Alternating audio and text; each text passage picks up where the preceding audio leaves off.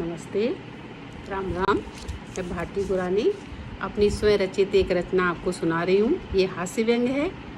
आपको अगर पसंद आए तो लाइक करें, सब्सक्राइब करें मेरे चैनल को और बेल आइकन का बटन दबाएं और प्लीज़ कमेंट भी दें मुझे।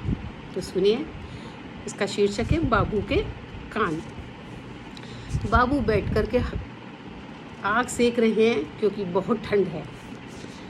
मम्मी बाबू से आकर के कहती है, सुनो, मेरा यहाँ ग्लू बंद रखा था थोड़ी देर पहले, तुमने देखा क्या? कहाँ है? बाबू, क्या कहा? गला बंद है, जा कर के डॉक्टर को दिखा। मम्मी फिर कहती है, अरे मैंने कहा ग्लू बंद, ग्लू बंद। बाबू कहते हैं, क्या? कला कंद। मम्मी कहती हैं, इस बहरे ने तो आफत मचा रखी है। और कहती हैं, इसने घर में ही नहीं पूरे मोहल्ले में तहलका मचा रखा है। और बाबू से कहती हैं, जाओ लो सामान की पर्ची पकड़ो और ठेला पकड़ो, पैसा पकड़ो, बाजार से सामान लेकर आओ। बाबू बाजार चले जाते हैं। मम्मी चैन की सांस लेती है और अपना ग्लू बन ढूंढने में लग जाती है। बाबू दुकानदार से कहते हैं, जरा शंकर राव चाय, मैगी और हाँ एक साबुन भी दे दे। दुकानदार कहता है, अरे मेरा नाम शंकर नाम नहीं है, और कौन सा साबुन दूँ, नहाने का या धोने का?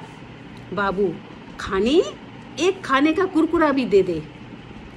बाबू, और एक तानसेन पान मसाला भी दे।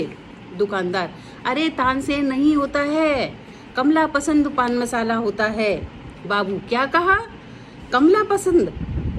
क्या कहा? कमला तो कॉलेज गई है। दुकानदार, कमला पसंद पान मसाला बाबू के कान में। बाबू, तेरा सिर फोड़ दूंगा जो तूने बार बार कमला का नाम लिया, जो कह रहा है कमला पसंद, कमला पसंद। कहाँ तू 8 पास और कहाँ मेरी कमला MA पास। और फिर तू हकलाता भी है, क्या बोलता है, मुझे कुछ समझ में भी नहीं आता है। दुकानदार, अरे मैं तो साफ बोलता हूँ, तुम ही नहीं ऊंचा सुनते हो। और कुछ कहो कुछ का कुछ सुनते हो, कहो खानदान, सुनते हो पानदान। बाबू, क्या कहा? गिर जाऊं? और गिर जाऊं? अरे क्यों गिरूं, नालायक? अपनी लड़की कमला नहीं दूंगा तो मुझे गिरा देगा, मुझे श्राप देगा, जिससे मैं गिर कर मर जाऊं और तू कमला से शादी कर ले। दुकानदार अच्छा सिर पकड़ कर बैठ जाता है। बाबू घर आकर बैठकर हुक्का पी रहे हैं। तभी पड़ोस की काकी राम कटोरी काकी आती हैं और राम कटोरी कहते हैं, अरे कमला के पिताजी, मैंने कहा हो राम राम, और कमला की माँ कहाँ है? बाबू, क्या कहा? अपने निकम्मे बेटे राम के लिए मेरी कमला का हाथ मांगती है।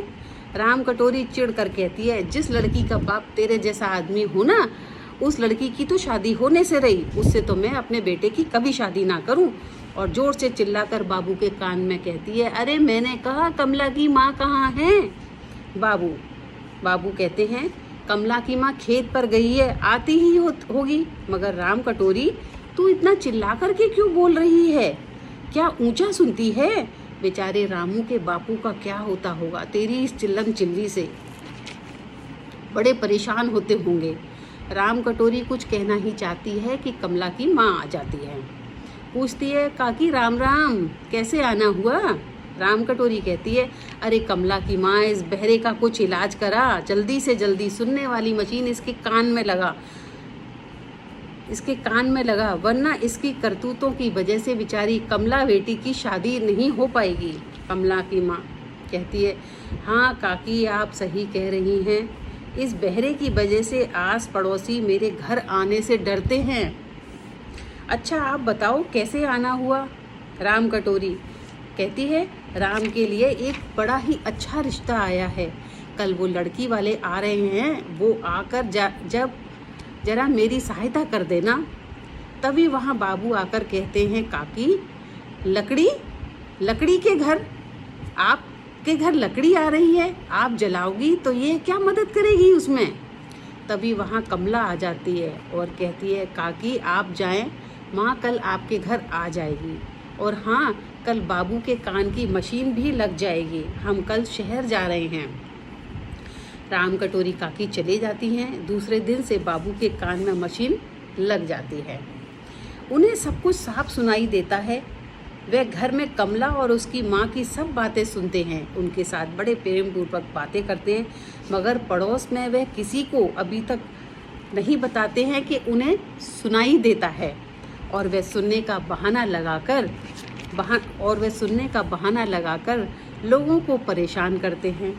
एक दिन कमला अपने बाबू से पूछती है, बाबू, आपको जब सब कुछ सुनाई देता है तो आप बहरे होने का नाटक क्यों करते हो?